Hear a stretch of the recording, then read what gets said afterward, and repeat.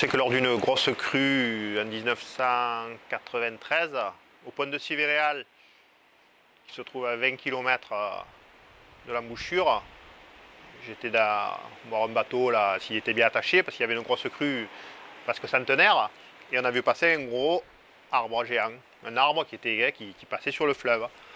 Après on est parti avec mon père en voiture, on est presque venu à l'embouchure, et dans le temps de partir du pont de Civéréal, qui se trouve à plus de 20 km, et de descendre à l'embouchure, bon, je ne vous dis pas de suite, mais on a vu arriver cet arbre qu'on avait vu passer peu de temps avant, très loin, vu la puissance du fleuve et le courant qu'il y avait ce jour-là.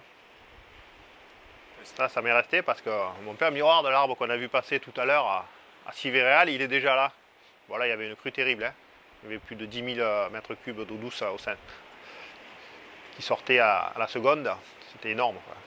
À l'époque de mon père, les Ragondins, le premier qui a été tué, c'est mon frère aîné qui l'a tué. Il a cru que c'était une loutre à l'époque.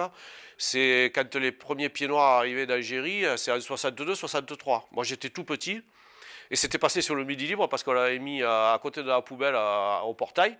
Et il y avait quelqu'un qui l'avait pris en photo, c'était passé sur le Midi Libre. Donc dans les archives de Midi Libre, on doit pouvoir trouver le premier Ragondin qui a été tué dans la région, à Vauvert, à Galicien. Ce que nous avons, nous, c'est des animaux que nous mettons de l'autre côté du Rhône, pour le bateau, le Tiki.